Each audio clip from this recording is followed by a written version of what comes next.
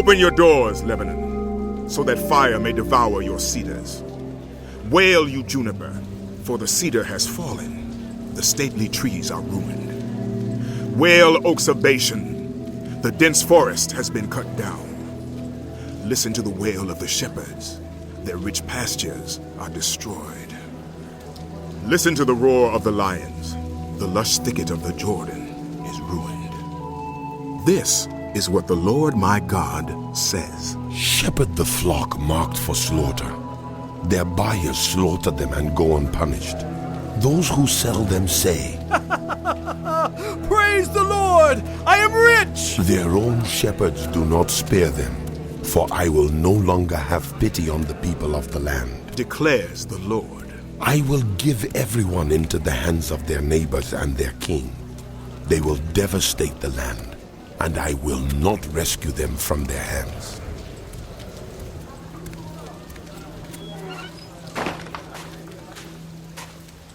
So I shepherded the flock marked for slaughter, particularly the oppressed of the flock. Then I took 2 staffs and called one favor and the other union, and I shepherded the flock. In 1 month, I got rid of the 3 shepherds. The flock detested me, and I grew weary of them and said, I will not be your shepherd. Let the dying die and the perishing perish. Let those who are left eat one another's flesh. Then I took my staff called favor and broke it, revoking the covenant I had made with all the nations. It was revoked on that day, and so the oppressed of the flock who were watching me knew it was the word of the Lord. I told them, if you think it best, give me my pay, but if not, keep it. So they paid me 30 pieces of silver. And the Lord said to me, Throw it to the potter. The handsome price at which they valued me. So I took the 30 pieces of silver and threw them to the potter at the house of the Lord. Then I broke my second staff called union, breaking the family bond between Judah and Israel. Then the Lord said to me, Take again the equipment of a foolish shepherd, for I am going to raise up a shepherd over the land who will not care for the lost, or seek the young, or heal the injured, or feed the healthy, but will eat the meat of the choice sheep, tearing off their hooves. Woe to the worthless shepherd who deserts the flock. May the sword strike his arm and his right eye. May his arm be completely withered, his right eye totally blinded. A prophecy, the word of the Lord concerning Israel. The Lord, who stretches out the heavens, who lays the foundation of the earth, and who forms the spirit in human beings, declares, I am going to make Jerusalem a cup that sends all the surrounding peoples reeling. Judah will be besieged as well as Jerusalem. On that day, when all the nations of the earth are gathered against her, I will make Jerusalem an immovable rock for all the nations. All who try to move it will injure themselves. On that day, I will strike every horse with panic and its rider with madness, declares the Lord. I will keep a watchful eye over the house of Judah, but I will blind all the horses of the nations. Then the clans of Judah will say in their hearts, The people of Jerusalem are strong because the Lord Almighty is their God. On that day, I will make the clans of Judah like a firepot in a woodpile, like a flaming torch among sheaves. They will consume right and left all the surrounding peoples, but Jerusalem will remain intact in her place. The Lord will save the dwellings of Judah first, so that the honor of the house of David and of Jerusalem's inhabitants may not be greater than that of Judah.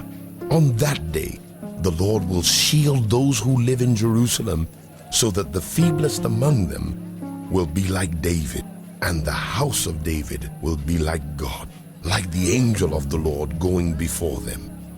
On that day, I will set out to destroy all the nations that attack Jerusalem, and I will pour out on the house of David and the inhabitants of Jerusalem a spirit of grace and supplication.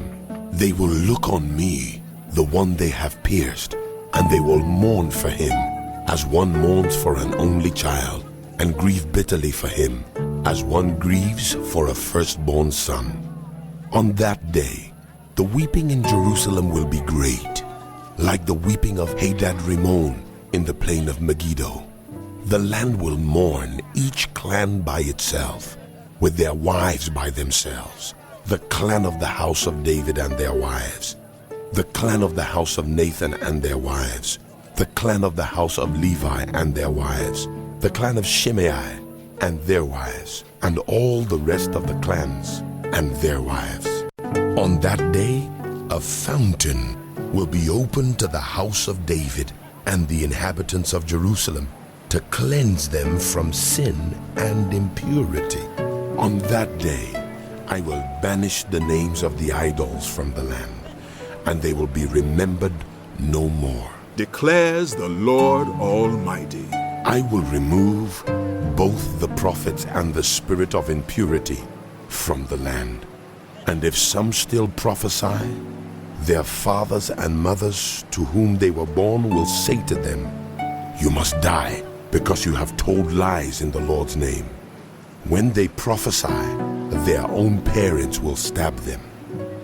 On that day, the prophets will all be ashamed of their prophetic visions. They will not put on a prophet's garment of hair in order to deceive. Every one of them will say, I am not a prophet. I am a farmer. The land has been my livelihood since my youth. If someone asks, "What are these wounds on your body?" they will answer, The wounds I was given at the house of my friends. "Awake, sword, against my shepherd, against the man who is close to me. Declares the Lord Almighty. Strike the shepherd, and the sheep will be scattered, and I will turn my hand against the little ones. In the whole land, Declares the Lord. 2/3 will be struck down and perish, yet 1/3 will be left in it. This third I will bring into the fire. I will refine them like silver and test them like gold. They will call on my name, and I will answer them. I will say, "They are my people," and they will say, The Lord is our God. A day of the Lord is coming, Jerusalem, when your possessions will be plundered and divided up within your very walls. I will gather all the nations to Jerusalem to fight against it.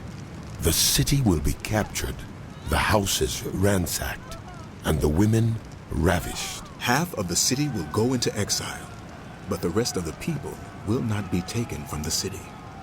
Then the Lord will go out and fight against those nations as he fights on a day of battle.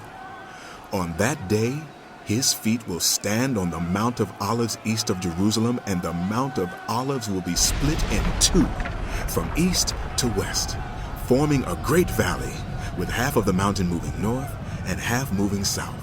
You will flee by my mountain valley, for it will extend to Azel. You will flee as you fled from the earthquake in the days of Uzziah, king of Judah. Then the Lord my God will come, and all the holy ones with him. On that day, there will be no sunlight, no cold, frosty darkness. It will be a unique day, a day known only to the Lord, with no distinction between day and night. When evening comes, there will be light. On that day, living water will flow out from Jerusalem, half of it east to the Dead Sea, and half of it west to the Mediterranean Sea, in summer and in winter. The Lord will be king over the whole earth. On that day, there will be one Lord, and his name, the only name. The whole land, from Geba to Rimmon, south of Jerusalem, will become like the Arabah. But Jerusalem will be raised up high from the Benjamin gate to the site of the first gate, to the corner gate, and from the tower of Hananel to the royal wine presses, and will remain in its place. It will be inhabited. Never again will it be destroyed. Jerusalem will be secure. This is the plague with which the Lord will strike all the nations that fought against Jerusalem. Their flesh will rot while they are still standing on their feet. Their eyes will rot in their sockets, and their tongues will rot in their mouths. On that day, people will be stricken by the Lord with great panic. They will seize each other by the hand and attack one another. Judah too will fight at Jerusalem. The wealth of all the surrounding nations will be collected, great quantities of gold and silver and clothing. A similar plague will strike the horses and mules, the camels and donkeys, and all the animals in those camps. Then the survivors from all the nations that have attacked Jerusalem will go up year after year to worship the King, the Lord Almighty, and to celebrate the Festival of Tabernacles. If any of the peoples of the earth do not go up to Jerusalem to worship the King, the Lord Almighty, they will have no rain. If the Egyptian people do not go up and take part, they will have no rain. The Lord will bring on them the plague he inflicts on the nations that do not go up to celebrate the Festival of Tabernacles. This will be the punishment of Egypt and the punishment of all the nations that do not go up to celebrate the Festival of Tabernacles. On that day, Holy to the Lord will be inscribed on the bells of the horses, and the cooking pots in the Lord's house will be like the sacred bowls in front of the altar. Every pot in Jerusalem and Judah will be holy to the Lord Almighty, and all who come to sacrifice will take some of the pots and cook in them. And on that day, there will no longer be a Canaanite in the house of the Lord Almighty.